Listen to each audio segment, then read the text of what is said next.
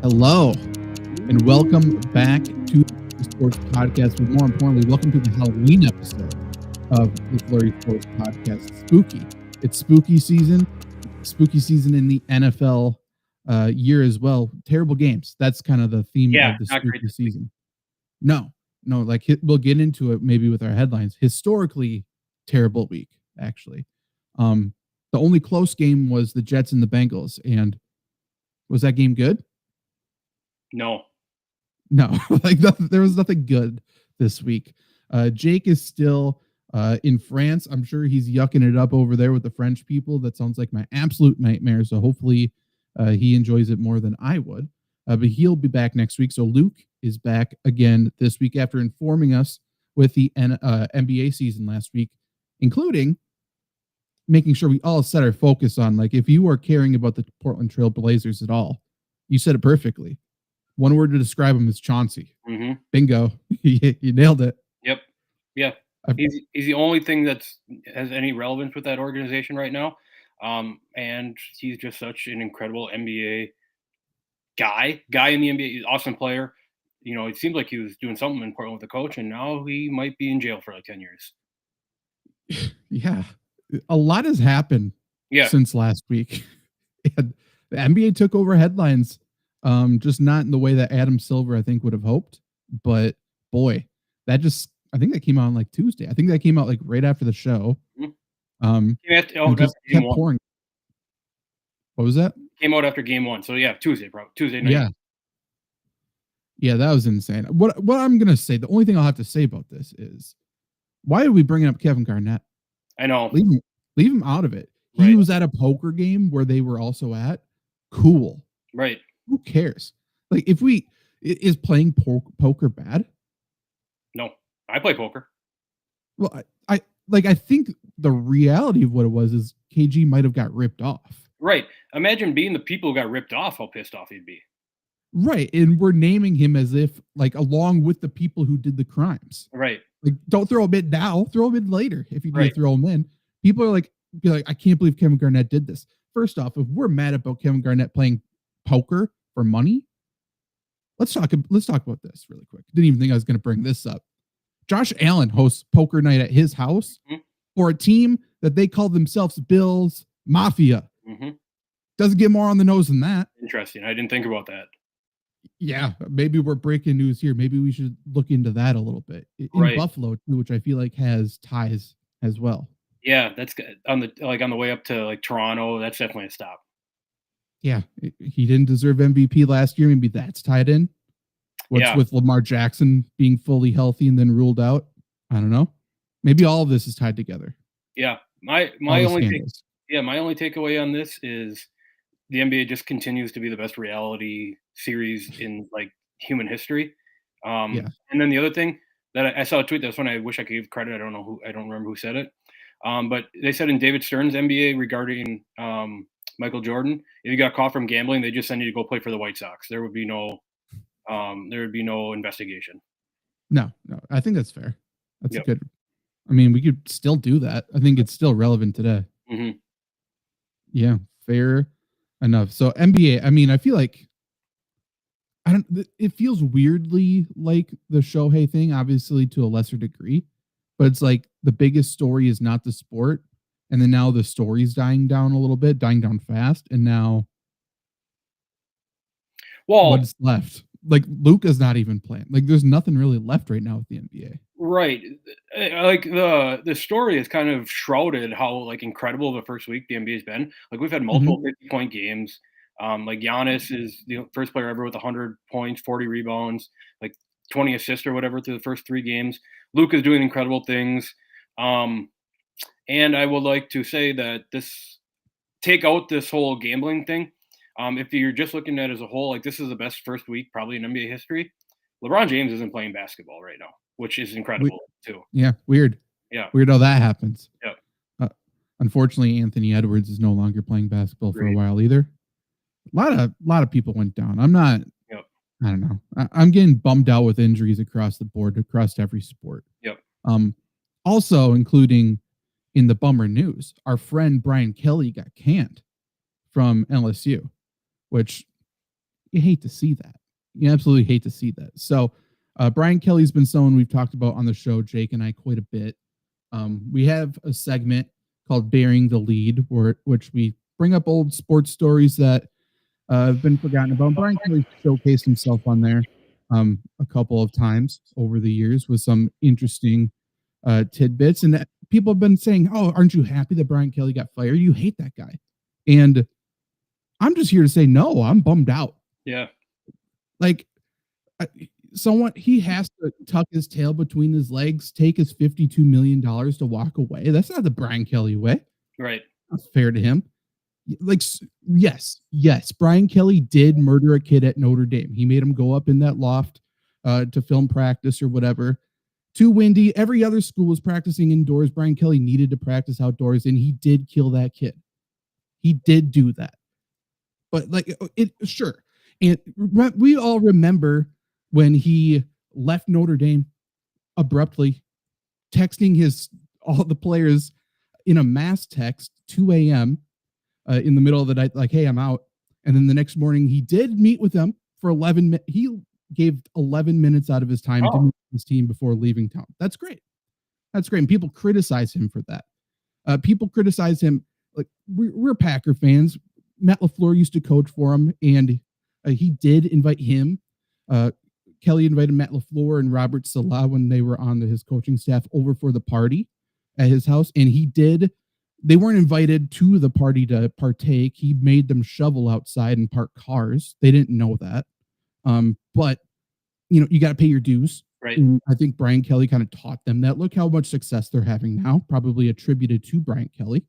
So he did do that, whatever. It is what it is. He doesn't subscribe to the fact that players win games, coaches lose games. I mean, every single time, I think Notre Dame, LSU, Cincinnati, whatever is lost over the years, there was a player to blame, and that's not his fault whatsoever. So we're mad at him for losing games. Just listen to what coach had to say. It was oftentimes Deshaun Kaiser's fault after he passed for like 400 yards. It was a million other people's faults. It is what it is. It's not his fault that he shoved a coach on the sideline in 2015, Luke. Just listen to him. He was getting too close to the sideline. He had to control the sideline, and there could have been a penalty according to Brian Kelly, so he had to shove him. Sure. He's a hero. He did what he had to do. And yes, okay, he did cover up a sexual assault from his Notre Dame players when they raped that freshman at St. Mary's. She did kill herself 9 days later. Is that tied to him? No. They asked him about it. He said it's a university matter. It's not his fault. It has nothing to do with him. But there is one unforgivable sin of Brian Kelly.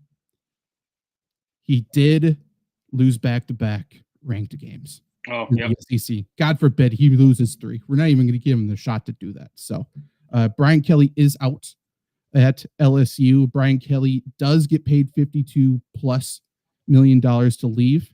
And I got to tell you, I don't think this is the last we've seen of Brian Kelly. It is pretty funny that he got fired this week. It kind of felt like, from the little that I follow it, that it was kind of in the cards that he was going to get fired this week after they beat Mississippi State last week, 2 weeks ago, whenever they beat Mississippi State. No, I'm thinking of Florida. I'm thinking of Billy Napier. Never mind. The writing was on the wall that someone was going to get fired if they lost this game. So he made sure he had a couple different camera angles looking at him as he screamed into the face of one of his coaches and tried to make him the scapegoat. But unfortunately, it did not work this time. Yeah. For what it's worth, it seems like Brian Kelly is just like a complete scumbag. And I've talked about this a lot on these shows where college sports have to have scumbag coaches, but they need to have fun scumbag coaches. Brian Kelly is not a Lane Kiffin. He's not a Rick Pitino. He's not a John Calipari. He is so much worse than that. And that sucks because college coaches are so much fun when they're scumbags. 100% agree. College basketball is the best scumbags that you just absolutely hate them, but they move the needle. Brian Kelly's pure evil, but I do think if I know anything about Brian Kelly and his character and the person that I think he is, it feels like he's about to go coach at Michigan State. Ooh. He feels like a Big Ten guy. Oh, I don't know. Yeah, don't love that. But like he feels Penn State's opened up. I don't know if they're going to pay him the money. He would be great for Penn State too. They've sort of had a checkered past with coaches, I would say. But Michigan State recently, other than Izzo, who also again is sort of a villain, but he's a fun villain. Right. He also shoves players, so I think that would be fine. I do like Izzo though. I do Love have to Izzo. say, yeah, for sure. I think Brian Kelly and Izzo together would be a nice wombo combo. That'd be something. It's gonna happen. I'm calling my shot. Okay. I think that would be great. That, or maybe he gets into the NFL. What about? Let me throw a wild scenario at you here. Okay. The Indiana coach. Cignetti. Does he go to anywhere else? There was rumors after that Oregon win, so then they extended him. So no. Okay. They gave him so much money. Okay, because my line of thinking is Cignetti goes somewhere and Indiana goes back to being, a dog shit team, and Brian Kelly ends up there in like 2 or 3 years and kind of is, part of the rebuild that never gets rebuilt. I mean, you could just tie that exact scenario to Nebraska. Right. It sounds like Matt Rule could go to Penn State, and then he would just go to Nebraska and ruin them. That'd be great. Yeah. There's also rumors of, I can't remember his name. I think it's Marcus something, who took over for him at Notre Dame. I almost wonder if he leaves, it would be such a Notre Dame move to bring him back. Yeah. Because they're already villains anyways. Right. Who was the Notre Dame coach? Maybe, was Brian Kelly coaching Manti Te'o? Yeah. Okay. That's what I'm thinking of then. Yeah. Manti Te'o too. What I mean, he was the first catfish person in human history, but we canceled him for it, which was the greatest thing. I know that got the shine that it should have, and it came out with Netflix did the documentary on it and everything. That is still one of the craziest stories in human history. He dedicated his life to someone who didn't, or the season to someone who didn't exist. It blew my mind at the time, but it just also feels weird where it's like, that's a red flag. We can't have him on our football team. Right. The dude's not about ball. Right. Let's take everything away from him. And it did ruin his career. He was fine in the NFL, but he was an animal in college. People forget how good he was at football. Third in Heisman. Yeah. Linebacker. Yeah, he was crazy. And Pater, what's up? Schedule is wild for everybody right now. So even though this isn't a fantasy show, we are talking about some good football stuff. Wrapping up our friend Brian Kelly, but we're about to talk about the NFL week that was. Let's start with our headlines. So every single week we name the 2 biggest headlines so we can look back on the week and remember what was. We remember, it seems like a lifetime ago at this point, but we remember Jalen Carter spitting during week 1, first play, getting tossed out immediately. We remember all the turf toe in week 2 that was there. We remember a tie in week 4. The Ravens were absolutely dead in week 4. Remember Mark Sanchez getting stabbed, which seems like more than a month ago, but it was not somehow. So looking at week 8, we alluded to the fact that it was a bad week. I don't know if this is the story of the week necessarily, Luke, but it was historically bad. One game on Sunday had a final score of single digits, like a difference of single digits.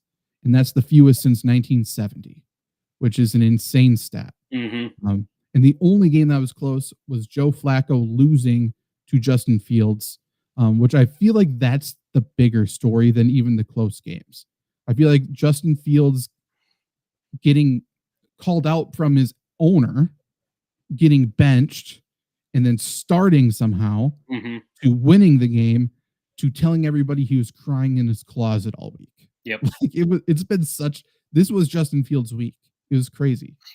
I feel like Justin Fields is not getting made fun of as much as Sam Darnold was when he got mono. Like, these Jets quarterbacks just do things, and fine for Justin Fields. You're emotional, feel whatever you want. If that was Sam Darnold, he would be getting the absolute shit kicked out of him right now. The media would be absolutely destroying him. These Jets quarterbacks just figure out ways to just outside of the football field to show that, like, this Jets organization is just maybe the worst in sports, man. I think we were at a different point in time, I think, as well with Sam Darnold. I think everyone understands now how bad Woody Johnson is. Right. I think Aaron Rodgers really shined a light on that. And then the fact that he got in front of the camera, it just absolutely buried Justin Fields this week. Crazy. Even before winning, everyone's like, yes, we also think Justin Fields sucks, but you can't do this. Yeah, I said when it was Mike McCoy, or who was I can't think of his name now. The Chargers coach who told Justin Herbert that they're out of the playoffs, even though they weren't. Staley. Yeah, Staley, to the rookie quarterback. That's one of the worst coaching things ever, one of the worst exec things ever. This might be up there that everyone knows Justin Fields sucks. You guys are 0-7. There's no reason to go and drag your quarterback right now, and you go and drag him. You paid him. Right. It's not like you drafted him. It's not like he hasn't panned out. You've seen everything you need to see from Justin Fields, and you paid him to be your franchise quarterback this year, and you're surprised. Right. Like, oh, we would be so much better if he could complete a pass. Give him a receiver that's not named Garrett Wilson. Do anything. But it's not his fault. Yep. Like, I'm not going to blame Brett Favre for throwing an interception. Yeah, you got to let the guys be guys. Yeah, he's going to do what he's got to do. Yep. Like, he's also going to make a great play. I'm not going to come in and be like, Brett, let's just be a pocket quarterback. Let's contain ourselves. Let's just make the easy throw. Yep. That's stupid. No one, not even Holmgren did that. Like, right. Just throw your hands up and say he's going to give him one. And he's going to get us a couple too. You're right. He'll make up for it. He always does. Yeah. Yeah. 100%. It's kind of what, and I mean, this is more of a conversation for Wednesday's show. As much as I don't like him, that's kind of what Jordan Love's turning into. Right. He does it much less flashy. It feels way more accidental every time everything happens. Mm-hmm. But I mean, maybe it's a credit to the receivers way more than anything else. I mean, he's the laziest, most Gen Z version of a gunslinger I've ever seen. But right. Things are working out right now. Right. Again, we can talk about on Wednesday. That game last night was the most like Drew Brees game I've ever seen anyone play before. And have it work out, which I hate Drew Brees football, so that wasn't very fun to watch. But yeah, you're right. Like, it just goes out, and it's not fun, right? It's not like Favre was fun to roll most fun out quarterback of all time. Yeah, chuck it up into triple coverage, and you knew it was going to get picked. But you're like, what if it happens this time? And it would happen once every 3 times. Jordan Love, you're like, you think it's going to get picked every time, somehow it doesn't. You're like, wow, that was kind of cool that worked out. That's a really good play by the receiver. It's every time, even like Collinsworth and people are like that are finally saying it at least.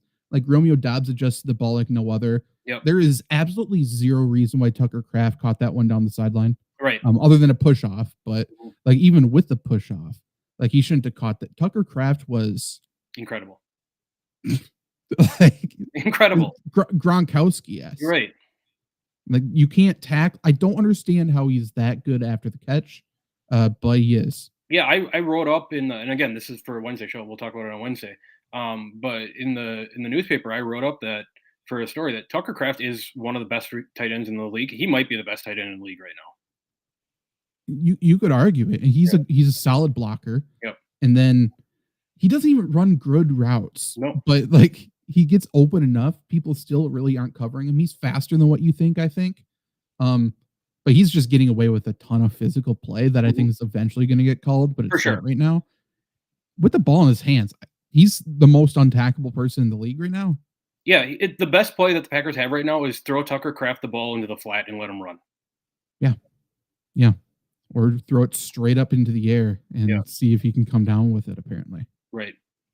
Because he was a high school basketball player on the reservation in South Dakota. Shout out, man. Shout out Timberlake. Yeah. What other headlines do you got? The one that I had that I don't know how good of a headline this is, but maybe it's kind of a foreshadowing, forecasting kind of thing. That could definitely have the opportunity not to be a headline, but kind of feels like as much as I've seen from Chicago media in my life, just absolutely destroying quarterbacks. Like this week might be the downfall of Caleb Williams. It's certainly starting to look that way. Yeah, like I'm not sure if you saw people on Twitter coming at me because I said the Bears suck. Yeah. Before the game. Mm-hmm. People were believers before this week. I think.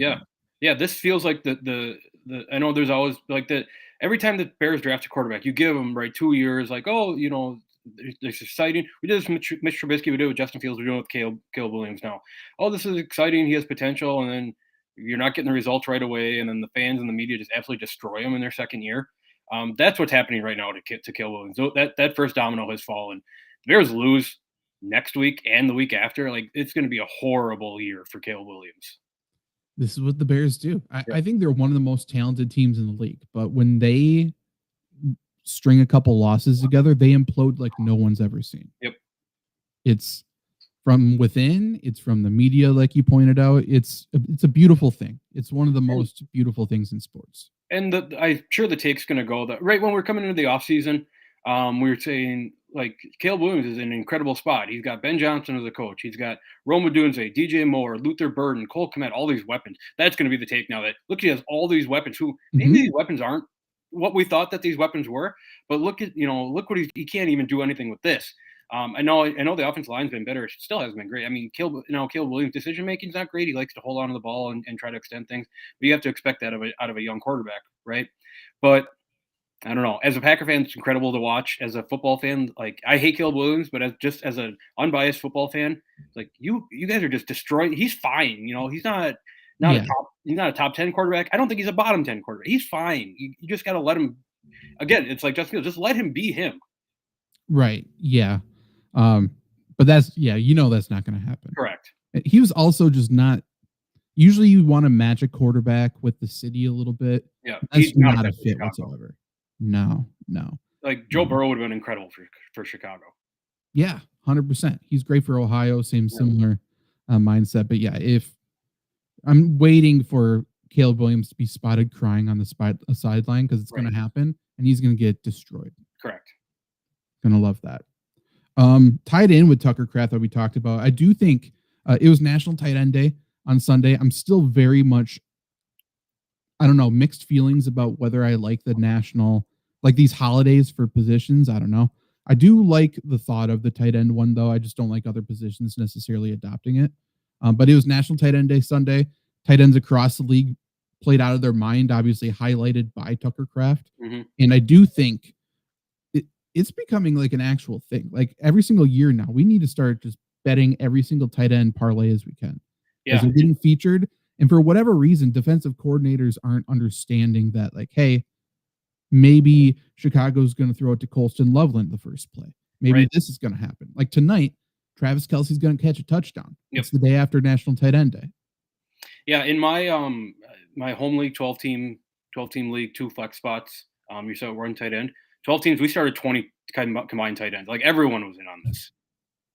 It's so obvious. Even like Gunnar Helm is catching touchdowns. Right. He's rising in terms of his role too. Yeah, Charlie Kolar. Yeah, that's the tight end we were all hoping from Baltimore would catch a touchdown. That's good. That's great. Even Jake Collins just got away with stealing one from George Kittle, but whatever. They both scored. They did. Yeah. If I assume George Kittle scored on every single one of these days, I would imagine so. Year. Yeah. If not, like, I don't know. I feel like that would be the sign of the end for him. They would have to. That just means he's dying or something. I don't know.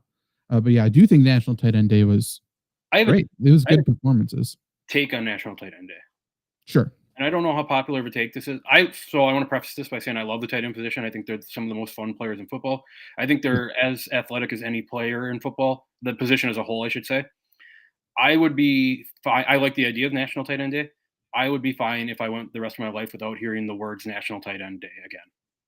Yeah, that's kind of where I'm at with the whole position holidays things. I hate that last week was the running back one, that you're trying too hard for no reason. Right. What I like is making tight end cool. Yeah, which for sure. This era is undoubtedly done, right? It's like, people are trying to be tight ends now. Before it's like, okay, failed lineman, I can become a tight end, and vice versa. Now it's like tight end's a featured position in football. They're starting to get paid like a featured position in football, and they're bringing attention to it. So I love the way it was started. Yep. But to your point, I get it. Yep. Like, let me know each year, like, hey, this is the week for that. We're all going to celebrate it a little bit, but you don't need to talk about it every drive. National Tight End Day has been talked about more than Halloween. Legit. Yeah. I mean, yeah, we don't need to be like circling players beforehand. It's like, oh, he started National Tight End Day. Let's see if he gets one here. Like, I don't know. We can bring it up after it happens. Maybe it's a cool little thing, and then at the end of the day, we can tally up all the touchdowns or something. Yeah. But yeah, little weird. Anything else of a big takeaway? Maybe to get your thoughts on this one. Mike McDaniel save a job this week? They are playing on Thursday, right? Yeah. So they do have a long week. So if they lose, maybe there's still a chance they do something. But he needs a good showing on Thursday. I guess I think they're just gonna wait till the end of the year regardless. Or does this game, because this is like one of the weirder games of the year, right? Two of those 4 touchdowns against the Falcons. Falcons felt like they should run for 400 yards, and Bijan Robinson had like 10 rushing yards or whatever it was. Is this more on the Falcons? I think so. First off, Kirk Cousins proved he is done. Yeah. Like if we were wondering whatsoever, could Kirk Cousins get traded before the deadline? No, absolutely not. He is checked out. Yep. But the Falcons defense has been good, except for against the Dolphins and the Panthers. Crazy. Yeah, they're the most weird team in the NFL. I can't project them. They're the new Saints to me. Yep. So it probably has to do with them, but Tua was also coming into the game sick and his eye was swollen shut, so I'm kind of attributing it to that. That's fair. He's out there we'll throw it somewhere. Not have any reason to throw it anywhere. Just kind of like what he does now. Maybe he isn't thinking as much. Maybe. I think it's a fluke, but who do they play on Thursday? They play the Baltimore Ravens. Baltimore at Miami. Oh. Probably return of Lamar. Yeah, Lamar playing in Florida, he's going to go for 5 touchdowns. Yeah, it's a home game for Lamar. Yeah. So the Dolphins are going to get cooked. Yeah, the only other thing that I had that I was really excited to see was Joe Milton throwing dots. Yeah, I fucking love Joe Milton, man. I love it, except for I really could have used a Dak Prescott touchdown in several leagues, but yeah, Joe Milton is just electric whenever he's on the field. I picture that, and I think Dak's fine. You know, I'm not a Dak fan, being a Packer fan. I think he's a fine quarterback. You know, I don't ever want to wish him out of a game. I want to see Joe Milton throwing 70-yard bombs to George Pickens. Yes. Yeah. That would be, yeah. George Pickens is great too. Joe Milton, like every time he steps on the field, I don't understand it. There's just like a buzz about him, and he chucks that fucking ball. Mm-hmm. It's like the hardest throw I've ever seen in my entire. Like growing up, I watched Brett Favre, Aaron Rodgers, probably the 2 strongest arms of all time. Joe Milton is like makes those guys look like they can't throw a football. Oh no, he slant route. He's throwing it through the guy. It's incredible. He's winding up. It's like an overhand right. It's insane. It's incredible. Yeah, he's outstanding. Hey, real quick, shout out our guy Mac McClung, just signed a multi-year deal with the Indiana Pacers. Interesting. Good for him. Yep. Was he already there or no? No, Philly. He was somewhere. He was on a 2-way somewhere. But Mac McClung, I think he's won 2 or 3 slam dunk contests in a row. I think it would be an incredible thing to say, like, he's never going to make it in the NBA. He's not big enough. He doesn't play good enough defense, whatever. He's a fine player. It's going to be incredible when his career is done to say, I was the best slam dunk contest participant of all time. That's an incredible legacy to hold. That's true. It hasn't been cool since, like, I'm just trying to think of like people who weren't really that good in the league, but were great slam, like Gerald Green was kind of that. Yeah. Like Nate Robinson's probably better than that, but he kind of fits that a little bit. Yeah. Terrence Ross had some cool dunks, but he had a 50-point game. So true. Zach LaVine's still just a dunker to me, even though that's not his game anymore at all. Yeah, Zach LaVine rightfully won the 2016 dunk contest that everyone thinks Aaron Gordon won, but that's for a different conversation.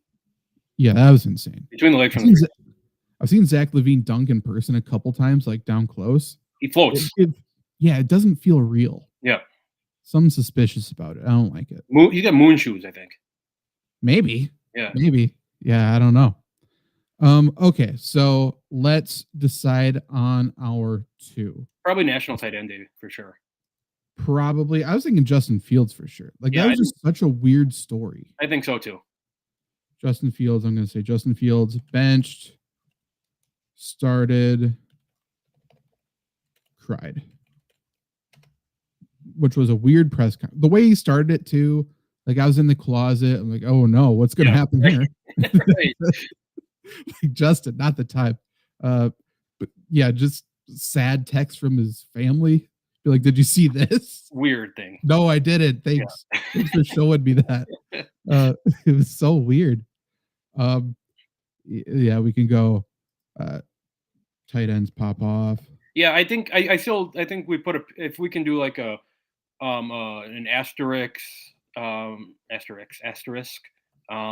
a pin in. I think the start of the downfall of Caleb Williams is could be a thing too.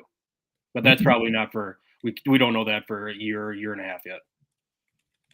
Yeah, I'm gonna put that in there because I do think it's just gonna be a snowball effect if they lose this week. Yeah. Who do they play this week? I don't know. At Cincinnati. They have to win that game. That's a must win for Chicago. Yes, it is. And Joe Flacco's running for touchdowns now. I mean, right. It's not going to be good for them. Okay. Before the show, this is something we talked about off air at one point. But I decided to do a little bit of football research so we can tell everybody who's probably winning the Super Bowl this year, Luke. I like to make people free money. Yeah. And that is what we're going to do with this. Free money is the best money. A couple of years ago, I figured out how to predict the NBA MVP. Oh. In the NBA champion. Maybe we'll bring back that algorithm again. It was pretty. It was a king of the hill situation. Yeah. Whoever's the highest scorer, you become the MVP, and then you carry it through the rest of the season. So I like that. And there was also an NBA Cup thing at one point a couple of years ago. So we'll see. But this is real research. We also predicted the Women's World Cup correctly. Oh, that kind of going under the radar that the United States, like, they didn't win the World Cup last time, did they? United States women? No, they got booted quickly, and everyone's like, these women's sports fucking stink. Yeah, we never liked them anyway. Yep, but I feel like just me. I feel like United States women, you would think about, wow, they're like have like 10 World Cups in a row. Like, no, they weren't even close last time. No, they were bad. Yep. I mean, what the real thing was, everyone was mad about women's sports, and then everyone was mad at, I don't remember her name, but like the captain chick who's always there. Oh, yeah. She started to talk a lot about, like, I mean, makes sense, like feminist rights and stuff like that. And people were like, fucking kick the ball. Yeah. We don't need to hear from you idiot. You're right. Yeah, we should be a lot more dominating than we are. That's unfortunate.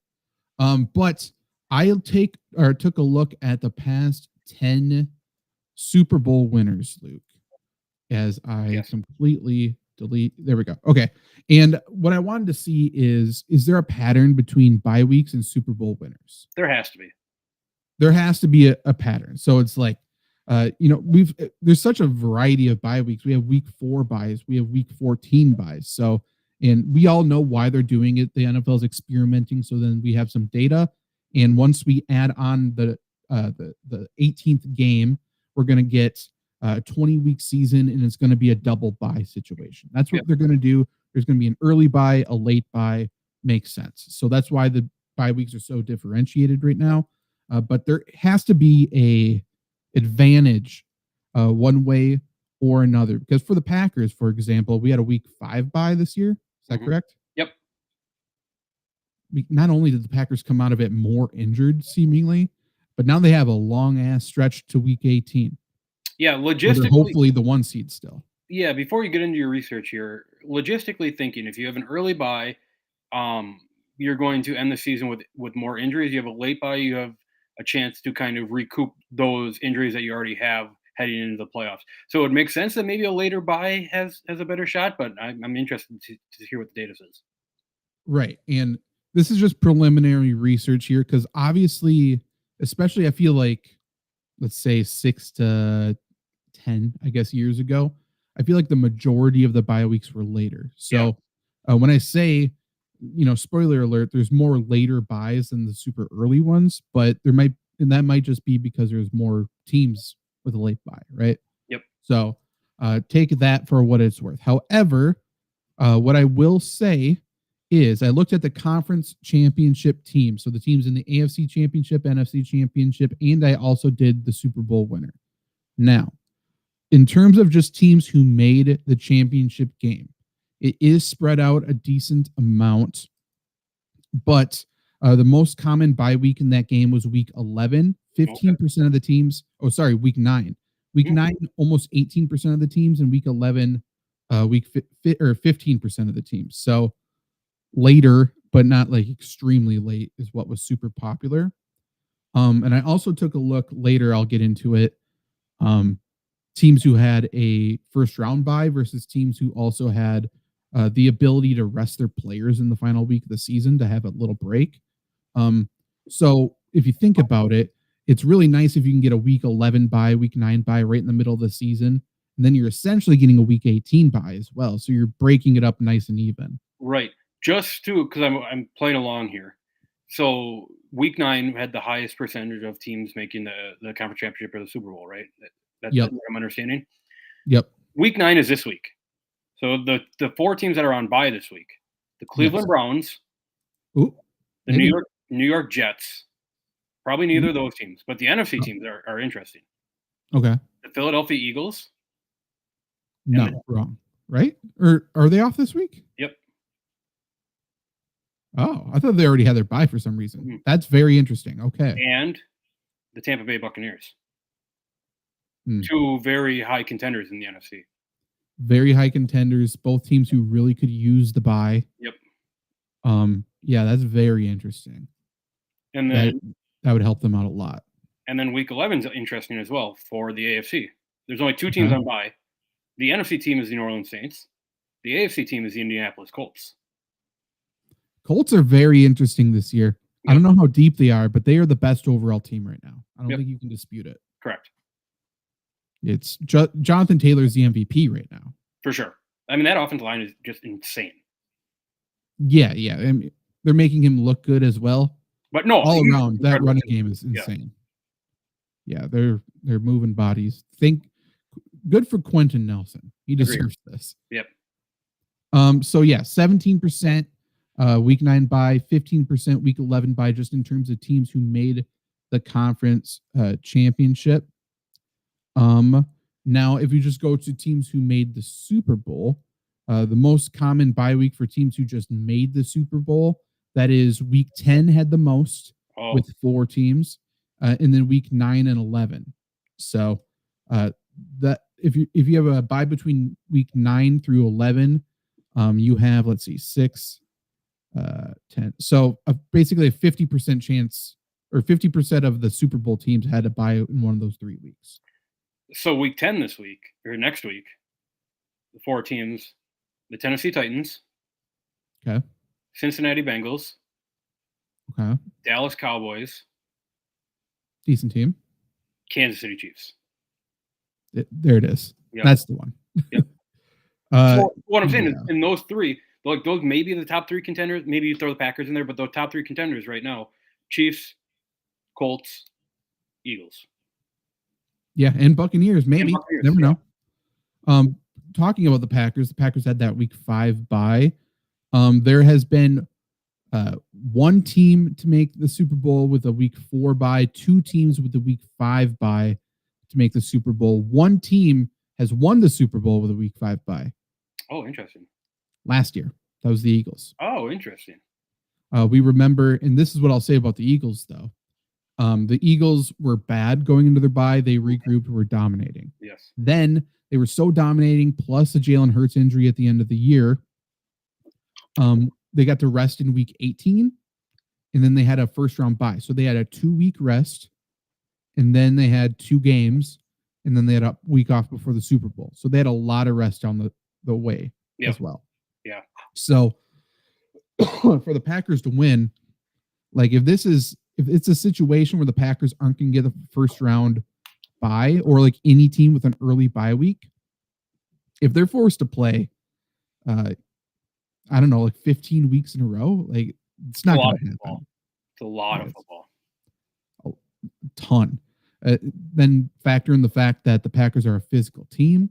That's just going to wear on your body. Playing in the cold, that's going to wear on your body.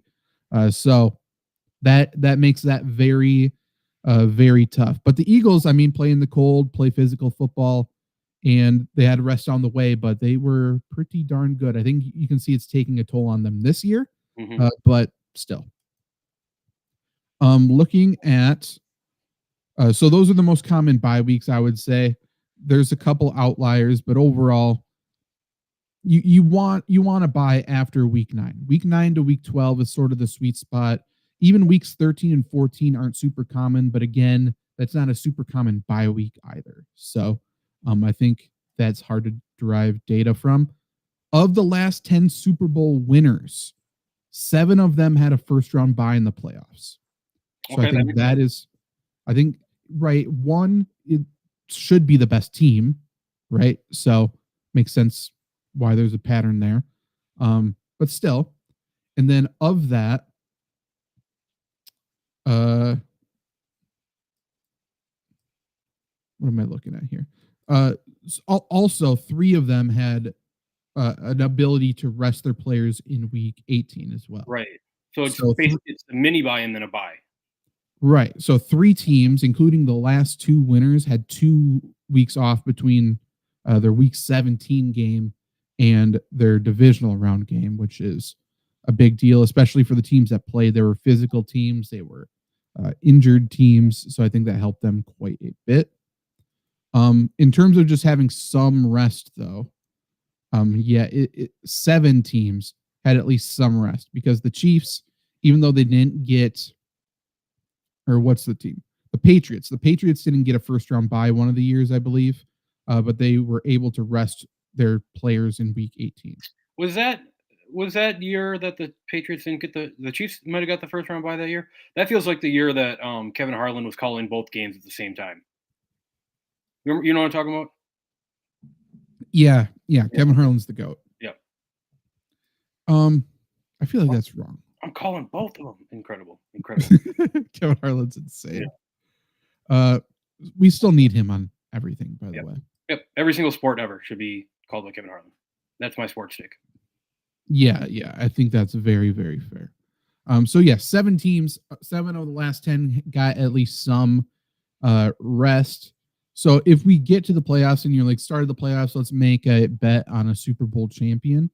You'll have your data in terms of, did they rest their players in week 18? If yes, then I think they're still in play. Otherwise, I think you have to bet on one of the teams that had a first round bye. I don't think it really makes sense to bet on a wild card or something like that. Right. It's interesting, right? Because when you break it down and think about it, just as a whole, I guess it makes sense to bet on a team who has a bye, right? Because they have one less game to play. They're already in, the Elite Eight, I guess what you could call it. But that's always been a conversation, I guess, with the Packers, because I've seen the Packers lose games after having the bye. Whether you're excited about the rest, or do you get rusty after not having a week? Yeah, and for whatever reason, the Chiefs have always found a really good way to bounce back after a bye.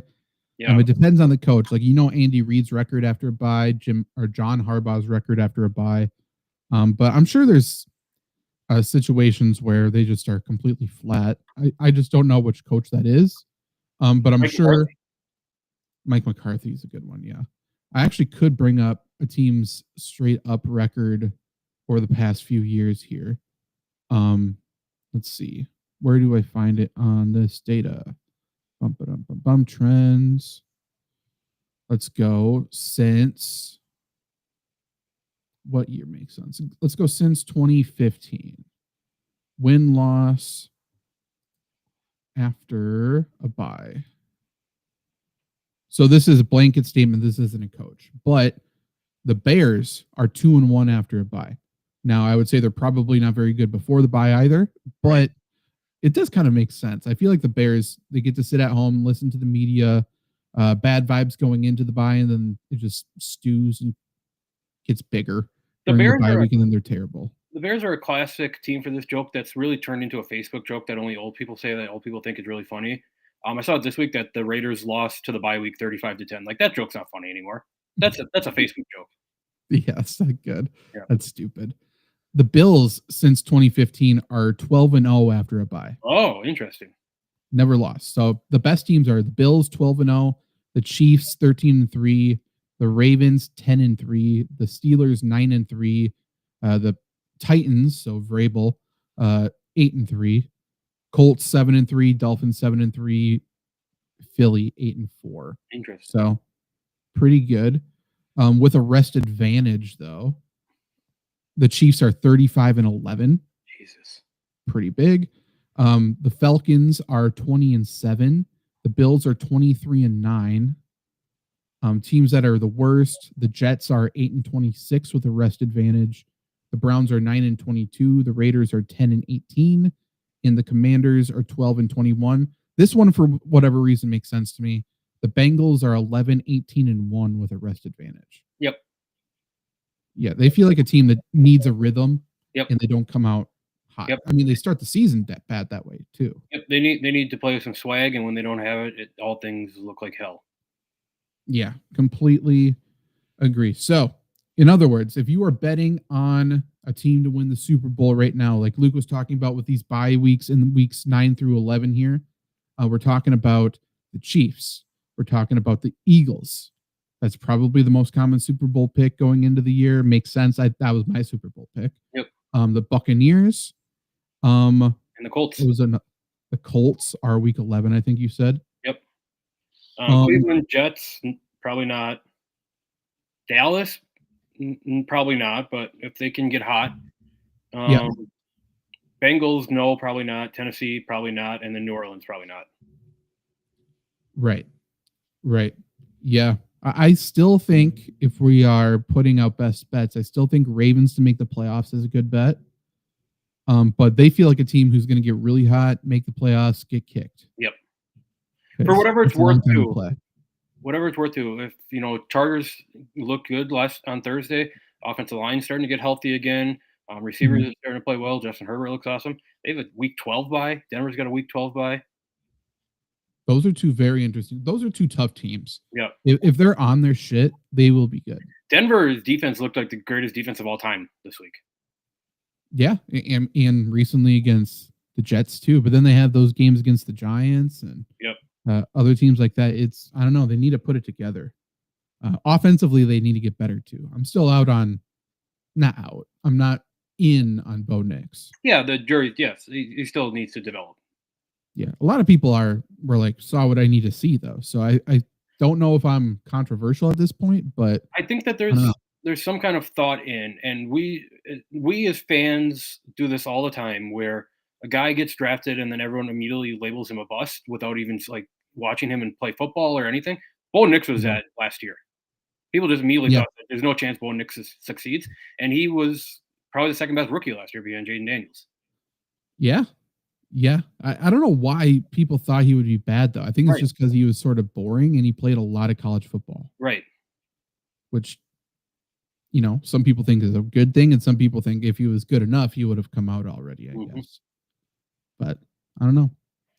I do not know. But yeah, if there's also a team that is trending in a direction where, like, if the Packers all of a sudden are separating themselves on top of the NFC and it's like, oh, they're almost definitely going to get that first round bye, that's when they become in play. Agreed. If they don't get that, then I don't think they are a contender. Yep. It's just a bad straw to pull, unfortunately. Yep. Yeah, Packers are weird. And again, we can talk about this Wednesday. Packers are in a weird spot where they've only played one division game so far. And it's the first week of the season, which is just basically a preseason game. So those division games are really going to tell. Like this, don't get me wrong, this Packers team looks awesome, right? 5-1-1 atop the NFC. I think really, when you play the Bears, when you play the Vikings, and when we get to cold weather, that's really what we're going to know this Packer team is. The schedule makers for like team by team in terms of divisional games this year, I think is weirder than any other year. Dude, the Chargers started first 3 weeks with 3 divisional games. Right. And then again, the flip side of that is the Packers or the Ravens. Yeah. The Ravens have played one divisional game so far, and it was the Browns, and they won it. Yeah. So if they sweep their division, they're in the playoffs. Right. It's weird. We're also in a spot of the NFL where come midseason, it always feels like it works like this, right? You get through like the first 7 weeks, you kind of have an idea of what teams are going to be, and all of a sudden something changes in the middle of the season. Everyone's like, "Wow, I didn't see that coming! Like this team's really coming out of the woodwork." I mean, it makes sense, right? The teams get halfway through the year, and now we're starting to make adjustments. I think these next 2-3 weeks are really kind of what we are going to see as what the teams what finish are in the NFL. 100%. We're seeing it, and we'll see it tonight, I'm sure, again, too. The Chiefs. You're right. Like, oh, the Chiefs aren't bad? Weird. Right. It's almost like this happens every single year. Mm-hmm. Oh, they're figuring it out. Oh, they're healthy. Oh, this and that. So, yeah. I had one more headline that I forgot to say that I think is kind of funny. It's probably not a headline, but just given the state of fantasy football, it's kind of a funny headline. Everyone, clamoring for Travion Henderson all offseason long, which, again, good player. He was never going to be the number one guy in New England. He got the goal line carry and immediately fumbled. That's kind of funny. It is very funny. Yeah. It makes me feel good. Yeah. There's certain situations like that. 100%. It feels good. On the flip side, Cam Scatterbo getting hurt. I don't remember another injury across the league that everyone universally was just upset by. Yep. Sucks. So everybody loves Cam Scatterbo, right? How can you not love him? The people who have him in fantasy football talk about Cam Scatterbo like he is like the second coming of Jesus Christ. And everyone who doesn't have him is like, yeah, he's fun. I like him. He's fun to watch. Yeah, it's like, no, you don't get it. Right. I drafted him in the 11th round, man. Right. Like, this guy has saved me. It is kind of how I feel. I have him and Judkins on my team. Oh, so this week was tough week. But yeah, it's like my rookies, my boys, like they've grown up already in front of my eyes, and now they're just gone. Right. I hate it. I can't take it. Yep. But yeah, we have made you money, and now it's time for us to put our money where our mouth is with our Aaron Rodgers knowledge. So, what we are going to do, we have a little quiz here, and it looks like it was updated October 7th. We are going to try and name every single player to catch a touchdown from Aaron Rodgers. There are a couple Steelers ones on here, but again, this was updated through week 5, as of week 5, 2025. So we don't have that 3 or 4 touchdown tight end game a couple weeks ago, unfortunately. Are you ready? Yeah, I think we're gonna do well on this. Is there a time limit? I don't think so. Probably if you hit play, the clock will come up. Okay. All right, yeah. Let's see if we have to spell it correctly. I feel like that could be the downfall for a couple of these, but here we go. 6 minutes. Oh, shit. Okay, Devontae. I think we're just throwing Adams. Okay. Adams. Oh, thank God. Okay, Adams. Nelson, Driver. Nelson, Cobb, Driver. Jennings. Jones. Oh, we got a couple of Jones. Green Bay Jets is going to be Lazard. Oh, yeah. Green Bay tight end. Finley. We got Rodgers. Tunyon. I'm sure we got a Metcalf in there. Wilson. Green Bay fullback's going to be Kuhn. Got a Ripkowski, too, don't we? Yeah, I think we have a Corey Hall as well. Nice. We're up to 17. And a Harold Fannin before Harold Fannin, Spencer Havner. Oh. Sorry. VNER. Oh, VNER. There we go. Okay. Other tens. Allison, probably Taylor. Jeff Janis? Oh, yeah, for sure. Mercedes Lewis. Grant. Donald Lee. Oh, yeah. Lee. We got Jamal Williams. Another running back. Did we get a Sammy Watkins at all? Probably. No. Okay. That's sad. Yep. Packers receivers. We got oh no. Okay, we got Starks. Brandon Bostic. Eddie Lacy, Bostic. Dominique Daphne. Dog. Okay, halfway there. Running back, Brandon Jackson. Ooh, that's a good one. We got Jared Cook. Jared Cook, shout out. Jimmy Graham. Oh, Jimmy Graham. Hopefully he's still alive. DeGuara, I think, probably. Tucker Kraft. No, not Kraft. No. Christian Watson. Romeo Dobbs. Who is Jared Boykin? St. Brown. Yep. Who's 14 here? Yeah, I'm trying to. Somebody big we're missing. Yeah. Let's go. Scantling. Yeah, Valdez Scantling. Steelers. Okay, nice. Jalen Warren. Oh yeah, Warren. Austin, maybe. Yes. Jets. Did Braylon Allen? I think Braylon Allen caught a pass touchdown last year from him. Yep. Nice. A lot of tight ends. Conklin. Yep. Pittsburgh. Did we get a Darnell Washington in here? Not yet. No. Probably Freiermuth or Jonnu Smith, then I would guess. Nope. Smith. There we go. Nice. Jets wide receiver Malachi Corley. That sounds right. Never mind.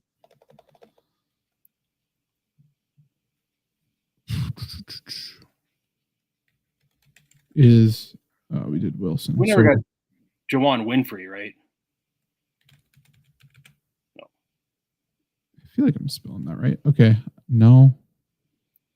Calvin Austin? I got Calvin Austin, Gibson. Oh, okay. Sternberger. Yeah. Tom Crabtree? Oh, yeah. Goat. Yeah. Oops. What's the most? Tight end for 5. Oh, Montgomery. Yeah. Tight end for 5.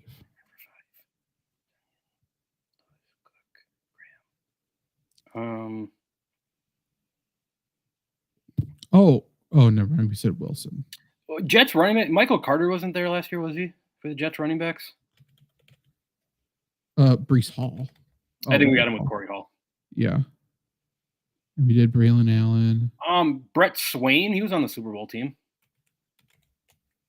Maybe not. Kumaro. Oh, yeah. Nice. Who we drafted? So we drafted with Lazard, with St. Brown. We drafted another guy who wasn't very good. Oh, we drafted 3. Moore. Yes. No. I forgot one. You're not Jamon Moore. One touchdown. I mean, Pittsburgh receivers 1 touchdown. So who scored this year for Pittsburgh? They were missing. Scotty Miller. Ben Skoranek? I think I spelled it right. I think he scored this week. Oh, nice. Or not this week, this year. All right. AJ Dillon. Lance Kendricks. I should have got Kendricks. Yeah.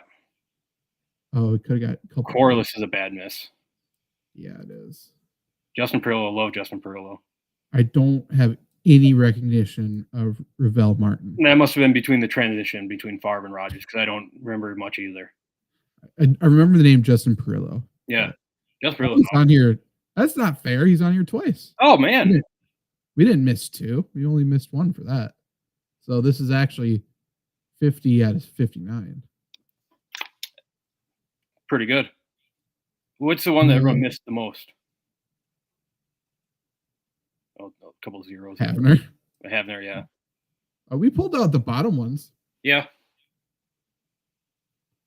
Samari Torre, no one remembers. Or Kenny Yeboah. Okay. And a little interesting fact here. In the 1920s, new leader of Turkey, Mustafa Kemal Atatürk, wanted to reduce the power of the Muslim religion. To accomplish this, he banned women from wearing the hijab. His plan failed, and policemen refused to enforce the new law. So we got creative and passed an edict that requires prostitutes to wear the hijab. This tricked it nicely, and pretty soon hijabs were a thing of the past, or the story goes. So that's a good little thought to, I think, end the show on. Thank you for listening to the FlurrySports Podcast. Luke, anything else to leave the people on? Yeah, I guess just because this is the last FlurrySports Podcast before Halloween. You got a favorite Halloween movie villain? Movie villain. I do like Jason a lot. Yeah. Or no, I mean Eddie. Eddie. Freddy? Freddy. Yeah. I don't know why I said Eddie. Freddy's my favorite for sure. I like Freddy. My thing with like slasher movies and like Halloween movies, things like that. I like him when like the villain could like actually be like real, like you could actually see him in real life and could encounter him. Sure. Which I talk about it a lot, but Terrifier, like that first movie, that felt like a real person. Then it got way too supernatural, which I think is great. But it kind of lost the luster a little bit.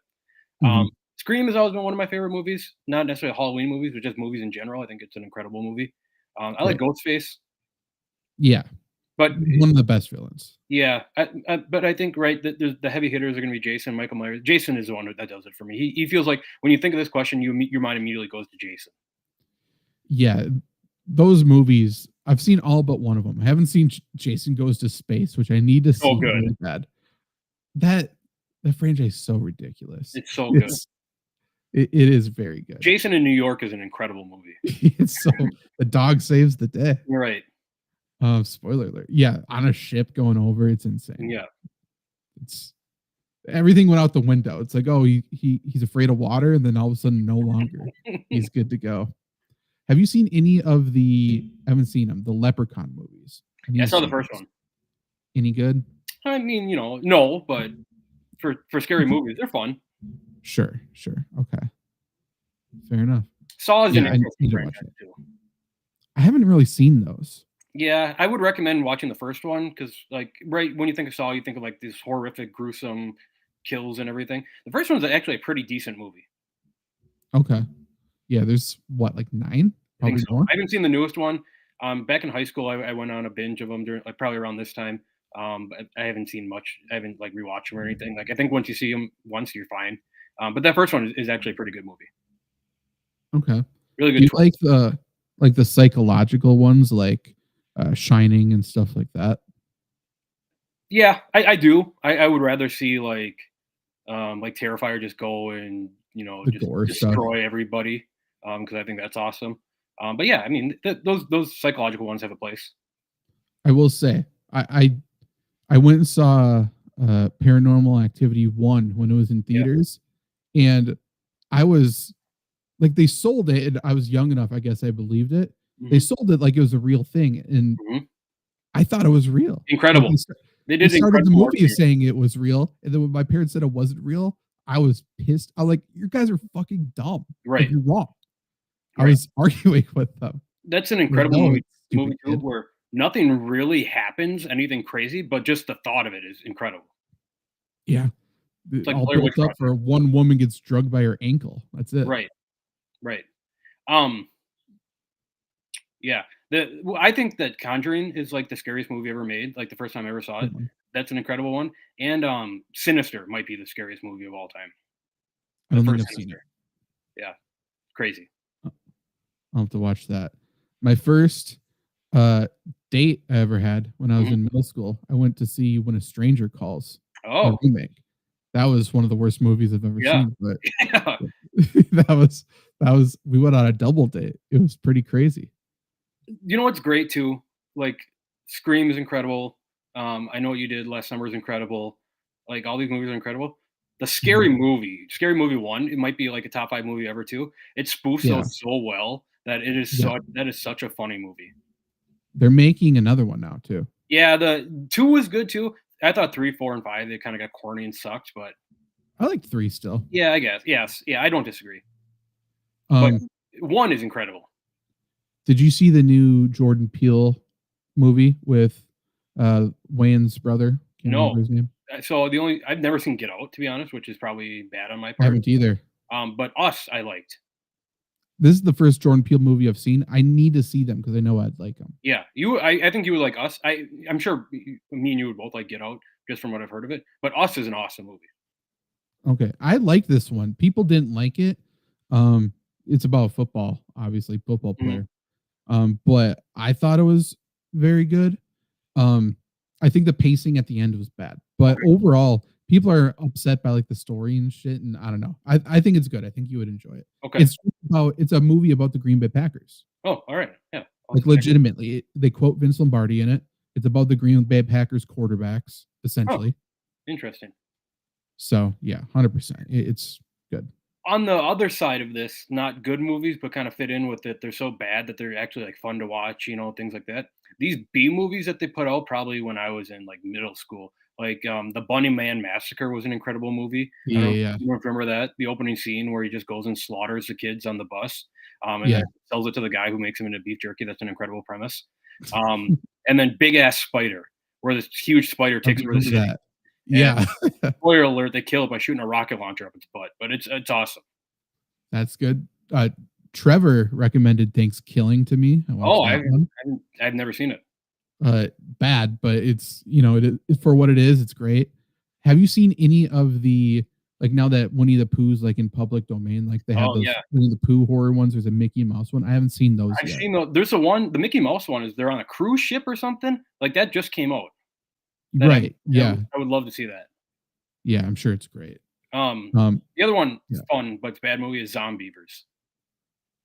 I've heard of that one. I haven't Yeah, seen that one. awesome. Okay.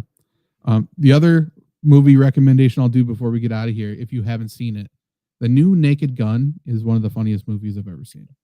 And I love the old Naked Gun. So my thing, I haven't seen a lot of movies. I don't know. I just never sit down and watch movies Same. or TVs or whatever. Um, I love that old Naked Gun. That's one of one of the couple old movies I've seen. So I Yeah. haven't seen this one yet. I'm excited to watch it. Oh, it's. I think it's funnier. Yeah. It's. I didn't see the Naked Gun movies before I watched this first or Mhm. this new one, and then I went back and have watched the other three now. Okay. But it's unbelievably funny. It's my type of humor, so Hell it's dialed in for me. But I think you would enjoy it as well. Hell yeah. Great stuff. Yeah, you need to go watch that Yeah. and let me know how it is. I It's will. streaming right now. It's on Okay. Peacock, I think. Okay. Okay. So Luke will do a little bit of homework on that, and then we'll have him back on to give his review. For sure. Okay. And Jake will be back next week. I'm sure. Little spoiler alert. What we're going to do, I'm probably going to catch Jake up with everything he has missed. And he is going to, I'm sure, have some sort of story that will piss me off about France. You should start when you catch them up on things. You should start at like the thing that does not matter in the slightest first. Okay. So whatever.